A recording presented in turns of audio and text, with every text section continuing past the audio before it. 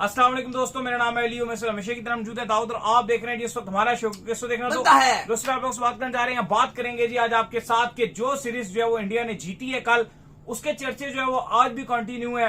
Michael Vaughan को बड़ी तकलीफ पहुंची है। उनका एक बोल्ड स्टेटमेंट सामने आया है, मतलब उन्होंने कहा कि अगर ये हो जाता तो हम सीरीज जो है जीत जाते। वो क्या कहानी है वो को बताएंगे। बात करेंगे रमीज राजा के हवाले से, उनका क्या कहना है स्पेशली सिराज को लेकर और वो क्या एडवाइस कर रहे हैं पाकिस्तान के बॉलर्स को, इस पर ही बात करेंगे। तो अगर आप हमारे चैनल पर पहली बार आए चैनल को सब्सक्राइब करें और साथ के बेल आइकन भूलिएगा। तो बात का खास करते हैं नंबर वन खबर के साथ जो हमारे पास आ रही है। तो सबसे नंबर वन खबर आ रही है वो यही आ रही है कि भाईजान इंडिया के जो चर्चे हैं वो कल तो थे ही थे, लेकिन आज भी जो कंटिन्यू रहे हैं। सोशल मीडिया जो भरा हुआ है सिराज सिराज सिराज सिराज के नाम से। माइकल वॉन को भी बड़ी तकलीफ पहुंची हुई है। एक तो इंडिया से जो तकलीफ उनको पहुंच रही है लगातार, और दूसरा जो है क्योंकि वो लगातार अपनी प्रेडिक्शनें दे रहे थे, कभी कभी क्या करते थे कभी क्या करते थे। तो क्या कहानी है भाई? देखिए, माइकल वॉन की प्रेडिक्शन तो गलत साबित हो गई, लेकिन आज वो इंटरव्यू दे रहे थे जिस पर उन्होंने ये कहा कि ये टेस्ट सीरीज इंग्लैंड के नाम होती। इंडिया सिर्फ ओवल टेस्ट इसलिए जीता है और सीरीज बराबर हो गई और इंग्लैंड के हाथ से सीरीज निकल गई क्योंकि बेन स्टोक्स नहीं खेल रहे थे। उनका मानना यह है कि अगर बेन स्टोक्स होते तो आपको नतीजा डिफरेंट नजर आता और जो इंग्लैंड है वो 3-1 से सीरीज जीत जाता और इंडिया मायूसी के साथ यहां से जाता। इंडिया बिल्कुल भी सीरीज ना जीत पाता। उनका कहना यह था कि चूंकि जब सुबह सुबह का दिन डे 5 का आगाज हुआ तो जो इंग्लिश टीम थी वो एकदम पजल हो गई और एकदम से उनका कोलैप्स हो गया। लेकिन सवाल यहां पर यह अली साहब कि बेन स्टोक्स यकीनन तौर पर उनकी बात ठीक है कि वो एक अच्छा प्रेशर हैंडल करवाते हैं, हर बात उनकी ठीक है, लेकिन स्टोक्स भी तो ड्रेसिंग रूम में मौजूद थे। अब जो क्लिंच मूवमेंट था, अब आप देखो पूरे मैच में तो डोमिनेट इंग्लैंड ने किया था। चाहे आप पहली इनिंग में बात कर लो, 174 पे 3 खिलाड़ी आउट थे, 247 पर ऑल आउट हुए, वहां भी इंग्लैंड बहुत अच्छा कर रहा था।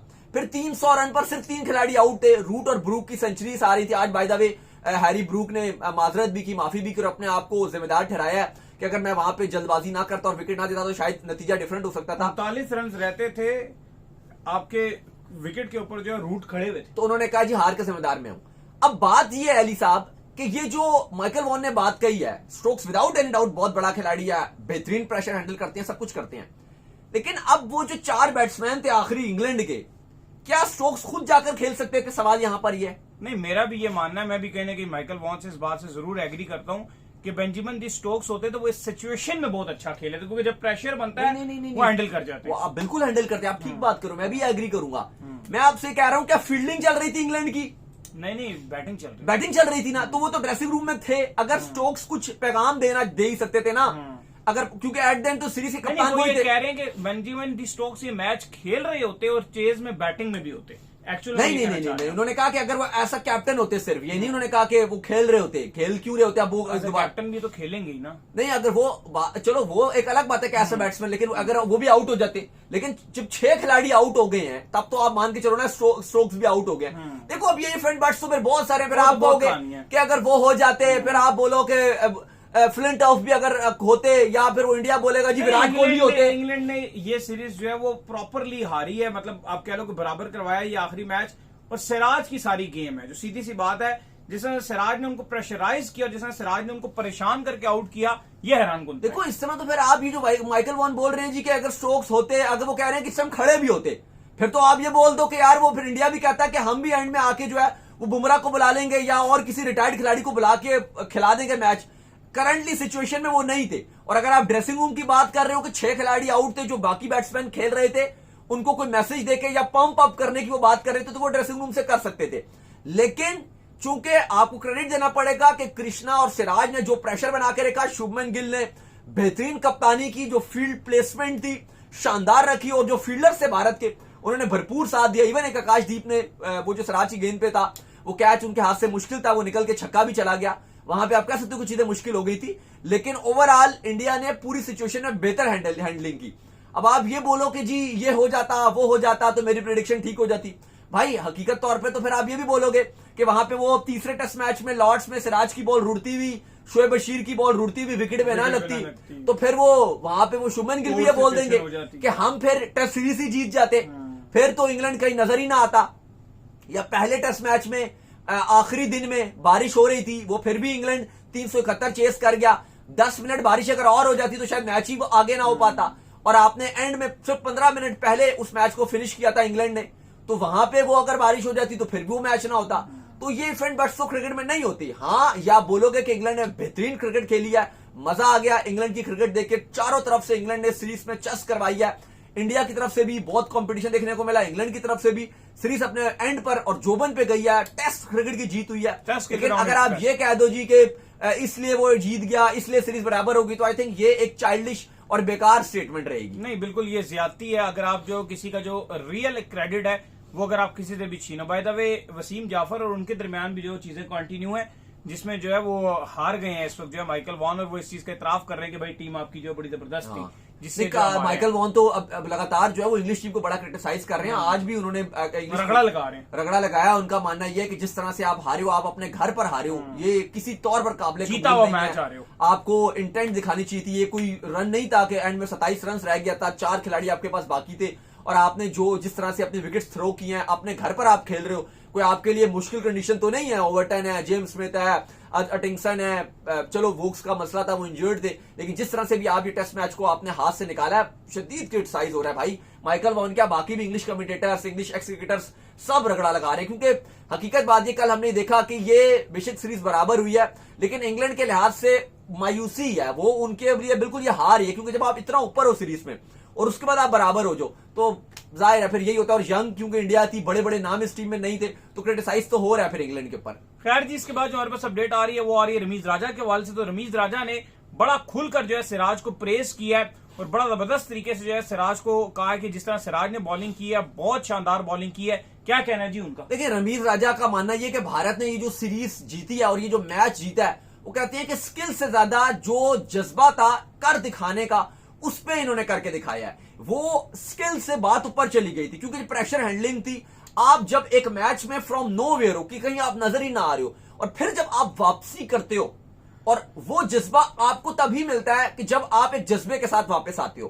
क्योंकि पहली इनिंग में भी जैसे इंग्लैंड फुल डोमिनेट कर रहा था, 3 खिलाड़ी टोटल आउट थे 174-75 पे, वहां पे एकदम इंग्लैंड का कोलैप्स हुआ। सेकंड इनिंग में फिर कोलैप्स हुआ। इसका रीजन है कि जो इंडियन टीम थी उसने जज्बा नहीं हारा, हिम्मत नहीं हारी, और जो सिराज ने जिस डेडिकेशन के साथ और जिस पैशन के साथ इंडिया के लिए खेल रहे हैं, कृष्णा ने जिस तरह से बोल डाला, सिराज ने जिस तरह से बोल डाला, वो कहते हैं कि ये हमारे बॉलर्स के लिए भी एक सीख है कि स्पेशली टेस्ट क्रिकेट में, क्योंकि आपके जो पेस बॉलिंग अटैक है वो लगातार डाउन हो रहा है। स्पेशली अगर आप सेना कंट्रीज में देखो, आपके फास्ट बॉलर अच्छी बॉलिंग नहीं कर रहे हैं, पाकिस्तान के फास्ट बॉलर, चाहे आप शाहीन की बात करो, नसीम की बात करो, चलो हारिस रऊफ तो टेस्ट खेलते नहीं है, लेकिन आपके जो प्रीमियम फास्ट बॉलर है वो टेस्ट क्रिकेट में आपको इंप्रेस नहीं कर पा रहे। अब आप देखो सिराज, इस सीरीज में सिराज ने 23 विकेट्स लिए हैं, तो रमीज राजा यही कह रहे हैं कि आपको वो जज्बा लाना पड़ेगा सिराज की तरह। उन्होंने रन मशीन की, सॉरी बॉलिंग मशीन की तरह उन्होंने ओवर्स डाले इस सीरीज में, बॉलिंग मशीन की तरह।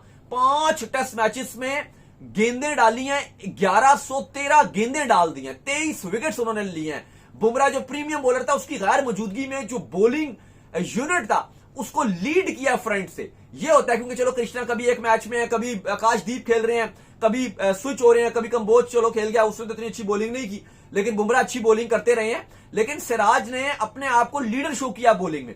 तो ये हमारे बॉलर्स के अंदर भी स्किल आना चाहिए।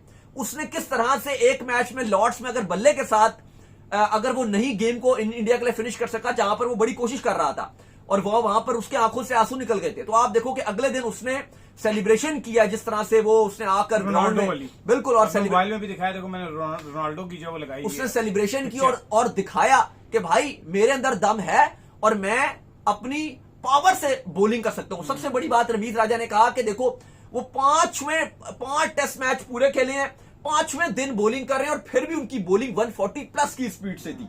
अगर आप देखो जो सुबह का सेशन चल रहा था, 140 प्लस की स्पीड से बॉलिंग डाल रहे हैं, बॉलिंग मशीन की तरह उन्होंने बॉल डाली है। ये जज्बा चाहिए आपको। अगर आपने सेना कंट्रीज में मैचेस जीतने हैं, सेना कंट्रीज में सीरीज जीतनी है, सीरीज बराबर करनी है, इतनी हीरोइक वापसी करनी है, तो आपको इस तरह के मैचेस जीतने पड़ेंगे, आपको इस तरह से कम बैक करना पड़ेगा, ये आपको पैशन लाना पड़ेगा। अब हमारी तरह के देखो कुछ बहुत सारे बॉलर है, अब हारिस रऊफ के आप एग्जांपल ले लो, उनको कहा गया कि आप रेड बॉल में आइए, उन्होंने कहा भाई माजरत है, उनको कहा गया आप 10 ओवर सिर्फ डालना, एक दिन में आपसे 10 ओवर से ऊपर डलवाएंगे नहीं, ओडीआई में भी तो इतना डालते हो, उन्होंने कहा कि भाई मैंने टेस्ट क्रिकेट खेलनी नहीं, मैं नहीं खेलूंगा रेड तो बॉल। आपके प्लेयर्स में वो अपनी नेशन का जज्बा लाना पड़ेगा। कोच आगे से उनका क्या कह रहे हैं कि मैंने तो इनको T20 के लिए तैयार किया।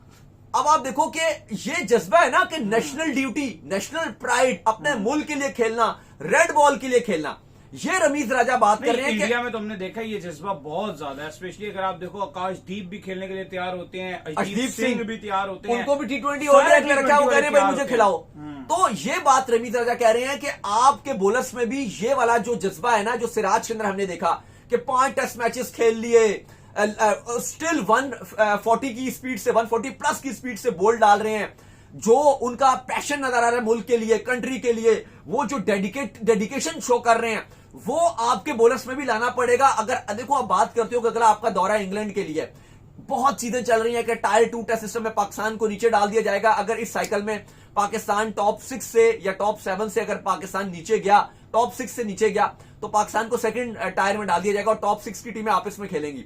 तो ये आपके लिए एक सीख है कि देखो इंडिया के पास भी एक यंग टीम थी, बड़े बड़े नाम नहीं थे ना, बड़े बड़े नाम नहीं थे, विराट कोहली नहीं है, रोहित शर्मा नहीं है, ऑलरेडी रहाने पुजारा जा चुके हैं, अश्विन भी जो सीजनल इनके परफॉर्मर थे टेस्ट में, वो अब इनके पास नहीं थे, उसके बावजूद उन्होंने करके दिखाया।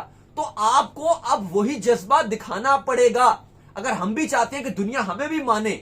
चलो ऑस्ट्रेलिया में हम टेस्ट नहीं जीत सके, सीरीज नहीं जीत सके, इंग्लैंड हमने पीछे हमने बराबर की है सीरीज, टेस्ट सीरीज, लेकिन मोहम्मद आमिर भी तब खेलते रहे हैं, अच्छी पाकिस्तान की परफॉर्मेंसेज रही हैं। लेकिन फिलहाल जो आपकी फास्ट बॉलिंग है, वो सेना में क्या घर में भी उतनी अच्छी बॉलिंग नहीं करी। अब आप देखो वेस्ट इंडीज के अगेंस्ट क्या वेस्ट इंडीज की टीम क्या है, थकी भी एक वेस्ट इंडीज की टीम है, जहां वो जीत ही नहीं पा रही थी, ऑस्ट्रेलिया से लगातार हार गई थी। हम सीरीज जरूर जीत गए, लेकिन सेकंड T20 में आप देखो हसन अली ने 4 ओवर में 48 खाया, शाहीन आखिरी ओवर में नहीं बचा सके। ये देखो ना, आपके फास्ट बॉलर्स कभी एमसीजी में विराट कोहली से नहीं बचा पाते। तो आपके जो फास्ट बॉलर्स हैं वो आपको क्लिंच मूवमेंट में वाइड बॉल में भी नहीं कुछ करके दे रहे। सही है, वाइड बॉल में भी आपको वो नहीं जितवा पा रहे, रेड बॉल तो बहुत दूर है, और रेड बॉल में भी वो विकेट टेकिंग की एबिलिटी नहीं दिखा रहे। तो आपको इसलिए रमीज राजा बात कर रहे हैं कि आपको सिराज वाला जज्बा भी पहले चाहिए। स्किल की तो बात है, वो अब आपके में शायद स्किल की कमी ना हो, शाहीन की बात करो, हारिस रऊफ की बात करो, नसीम शाह की बात करो, शायद स्किल्स की कमी ना हो, लेकिन वो जो पैशन और वो जो जज्बा हमें सिराज में दिखाना, वो शायद आपके बॉलर्स में आधा भी नहीं दिखता।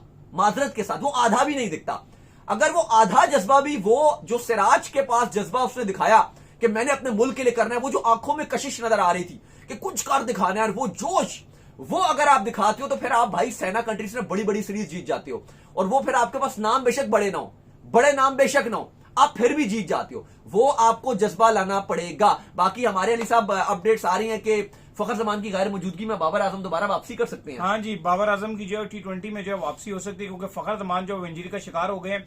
और अपडेट यही है कि बाबर आजम को जो है वो ट्राई नेशन जो सीरीज आ रही है एक, उसमें और फिर उसके बाद जो आपका एशिया कप का स्क्वाड है उसमें शायद शामिल कर दिया जाए, क्योंकि जो दुबई की कंडीशन है वहां पर स्पिनर को बड़ी हेल्प मिलती है और आप जो स्पिनर के थ्रू जो है वहां पर बड़े बड़े बैट्समैनों को आउट कर सकते हैं। पाकिस्तान की बैटिंग में डेप्थ लाने के लिए बाबर आजम को वापस लाने का प्लान क्योंकि बनाया एशिया जा रहा है। कप की भी तैयारियां चल रही हैं। बात अगर की जाए तो आज बांग्लादेश ने भी अपना प्रीमियरली स्क्वाड जो था अनाउंस एशिया कर कप के लिए और नेदरलैंड के साथ उनकी सीरीज है वो अनाउंस कर दिया। कल अफगानिस्तान ने जो पाकिस्तान के साथ ट्राई नेशन सीरीज खेलनी है और जो उन्होंने एशिया कप है उसके लिए अपना इनिशियल स्क्वाड जो है वो अनाउंस कर दिया है। और अपडेट्स यही है कि अफगानिस्तान भी 2 हफ्ते का यूएई में अपना कैंप लगाएगा, तो एशिया कप की भी तैयारियां जोरों शोर से चल रही हैं। तो चलो उम्मीद करते हैं आज हमारा शो आपका पसंद है। वीडियो को लाइक कीजिए, हमारे चैनल को सब्सक्राइब कीजिए, साथ के बेल आइकन पर जाइए। एक और काम कर लीजिए, वो ये कर लीजिए कि आप जो हमारे फेस पेज को फॉलो कीजिए, लिंक डिस्क्रिप्शन में ख्याल रखिएगा अपना।